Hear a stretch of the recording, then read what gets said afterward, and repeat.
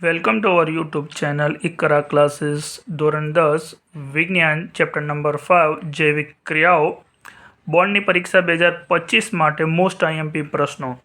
Generally વિદ્યાર્થી મિત્રો આ ચેપ્ટરમાંથી બે એમસીક્યુ પૂછાય છે, એક એમસીક્યુ અને એક ખાલી જગ્યા પૂછાય છે, બે હેતુલક્ષી પ્રશ્નો. તો ઓલરેડી આપણે એના માટે બે વિડીયો બનાવી ચૂક્યા છે, તમે પ્લેલિસ્ટમાં જઈને જોઈ શકો છો. ચાલો આ વિડીયોમાં આપણે ખાલી જગ્યા જોઈએ. પોટેશિયમ હાઇડ્રોક્સાઇડ KOHનો ઉપયોગ ખાલી જગ્યાના શોષણ માટે થાય છે. ઓક્સિજન, કાર્બન ડાયોક્સાઇડ કે નાઇટ્રોજન આ ત્રણ વાયુમાંથી કયા વાયુના શોષણ માટે પોટેશિયમ હાઇડ્રોક્સાઇડ વપરાય છે? તો કાર્બન ડાયોક્સાઇડ. વિદ્યાર્થી મિત્રો યાદ રાખજો, કાર્બન ડાયોક્સાઇડના શોષણ માટે. અમીબામાં ખાલી જગ્યાની અંદર જટિલ પદાર્થોનું વિઘટન સરળ પદાર્થોમાં થાય છે. અન્નધાનીમાં, કોષ કેન્દ્રમાં કે કોષરસમાં. તો વિદ્યાર્થી મિત્રો યાદ રાખજો કે જટિલ પદાર્થોનું વિઘટન તૂટીને સરળ પદાર્થોમાં ફેરવાય છે. તો ક્યાં ફેરવાય છે? અમીબાના અન્નધાનીમાં. અમીબામાં કઈ જગ્યાએ? અન્નધાનીમાં. ખાલી જગ્યાના લીધે જઠરના આંતરિક અસ્તરને એસિડ સામે રક્ષણ મળે છે. પેપ્સિન ઉત્સેચકના કારણે, શ્લેષ્માના કારણે કે રસાંકુરોના કારણે?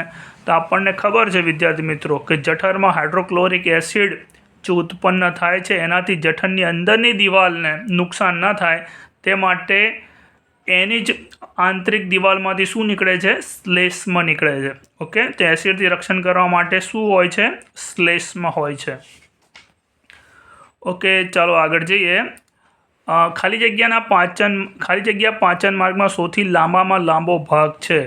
તો વિદ્યાર્થી મિત્રો પાચન માર્ગનો સૌથી લાંબામાં લાંબો ભાગ કયો છે? નાનું આંતરડું. અને એવું પૂછાય કે પાચન માર્ગમાં સૌથી મોટો ભાગ કયો છે? તો એ જઠર છે. મોટો ભાગ જઠર છે અને લાંબામાં લાંબો ભાગ કયો છે? વિદ્યાર્થી મિત્રો નાનું આંતરડું. લગભગ 7.5 મીટર લાંબુ હોય છે. ઘાસ ખાનારા શાકાહારી પ્રાણીઓને ખાલી જગ્યાનું પાચન કરવા માટે લાંબા નાના આંતરડાની જરૂર હોય છે. જો એમનું નાનું આંતરડું જે પ્રાણીઓ ઘાસ ખાય છે, જે રીતે ગાય, ભેંસ, બરાબર છે, તો એમાં નાના આંતરડાની લંબાઈ ઘણી લાંબી હોય છે. તો શાનું પાચન કરવા માટે નાના આંતરડાની લંબાઈ લાંબી હોય છે? તો સેલ્યુલોઝ આવશે વિદ્યાર્થી મિત્રો. એમાં શું આવશે? સેલ્યુલોઝ.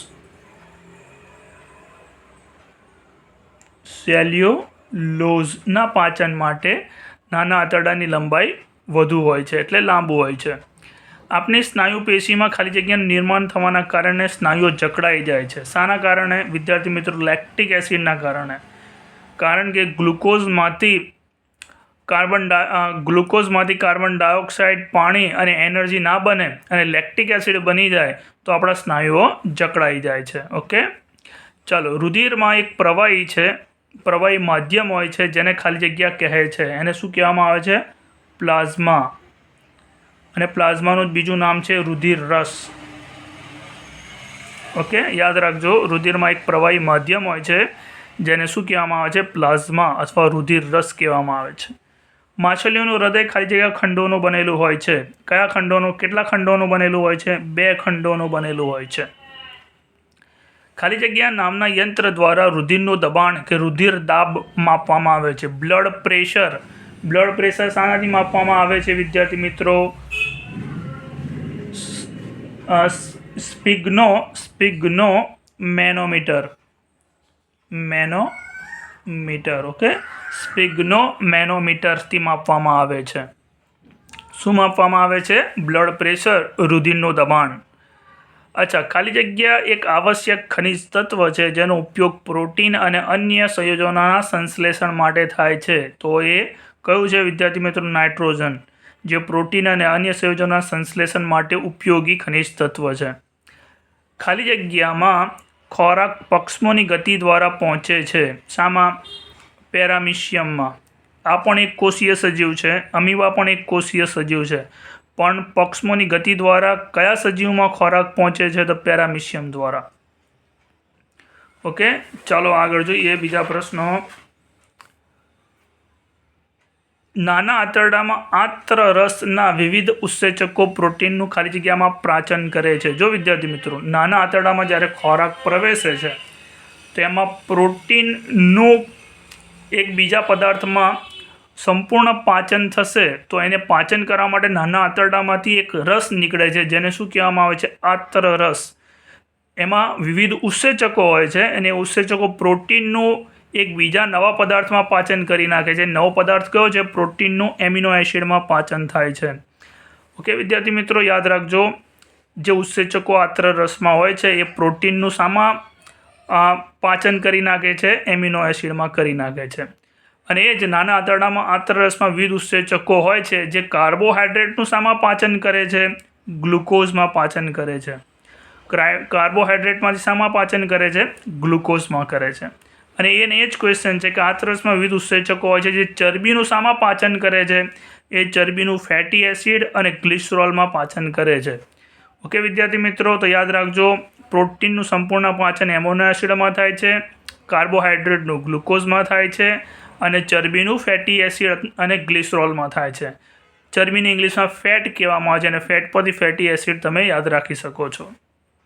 ઓકે, અને એવું પણ પૂછાય છે કે નાના આંતરડામાં કોનું સંપૂર્ણ પાચન થાય છે? તો પ્રોટીન, કાર્બોહાઈડ્રેટ અને ચરબીનું સંપૂર્ણ પાચન ક્યાં થાય છે? નાના આંતરડામાં થાય છે. તો આ વસ્તુ યાદ રાખજો. ઓકે, ચાલો આગળ. O2ની ગેરહાજરીમાં પાયરુવેટનું ખાલી જગ્યા અને કાર્બન ડાયોક્સાઇડમાં રૂપાંતર થાય છે. O2ની ગેરહાજરી હોય તો એ ઈસ્ટમાં થાય છે. વિદ્યાર્થી મિત્રો, ઈસ્ટમાં શું બને છે? ઈસ્ટમાં ગેરહાજરીમાં ઇથેનોલ બને છે અને કાર્બન ડાયોક્સાઇડ બને છે. ઇથેનોલ અને કાર્બન ડાયોક્સાઇડ આવશે. અને ગેરહાજરી, સંપૂર્ણ ગેરહાજરી ક્યાં હોય છે? ઈસ્ટમાં. યાદ રાખજો, ઈસ્ટમાં. ઓકે, ચાલો આગળ. પિત્તનો સંગ્રહ કરતું અંગ કયું છે? ભાઈ પિત્તરસ ક્યાં હોય છે? પિત્તાશયમાં હોય છે. સિમ્પલ. ઓકે, પિત્તરસ ક્યાં હશે? પિત્તાશયમાં હશે. ચલો, ઓક્સિજનને શરીરના બધા જ કોષો સુધી પહોંચાડવા માટે મનુષ્યમાં ખાલી જગ્યા દ્રવ્ય જરૂરી છે. આપણે જ્યારે ફેફસા દ્વારા ઓક્સિજન લઈએ છીએ અને ફેફસા દ્વારા જાય છે અને ફેફસા થ્રુ એ આગળ નાની નાની રુધિર કેશિકાઓ, એટલે આપણા રુધિરની, આપણા ખૂન, આપણા બ્લડની નાની નાની વિસલ, એટલે નાની નાની બારીક નસોમાં જાય છે. તો એના માટે કયું દ્રવ્ય જરૂરી છે? તો વિદ્યાર્થી મિત્રો, શ્વસન રંજક દ્રવ્ય, શ્વસન રંજક દ્રવ્ય જરૂરી છે. અને એ કયું હોય છે? હિમોગ્લોબિન. ઓકે, હિમોગ્લોબિન હોય છે એ શ્વસન રંજક દ્રવ્ય. કયું હોય છે? હિમોગ્લોબિન. ઓકે વિદ્યાર્થી મિત્રો, તો આ વિડીયોમાં આપણે આટલા પ્રશ્નો રાખીએ. બીજા ચેપ્ટરના બનાવીશું. ઓકે, આ ચેપ્ટરનો ઓલરેડી 4 વિડીયો થઈ ગયા છે આ સાથે, તો તમે પ્લેલિસ્ટમાં જઈને જોઈ શકો છો. અને અમારા વિડીયોઝને લાઇક કરો, ચેનલને સબસ્ક્રાઈબ કરો અને બીજા વિદ્યાર્થી મિત્રો સુધી આને પહોંચાડો.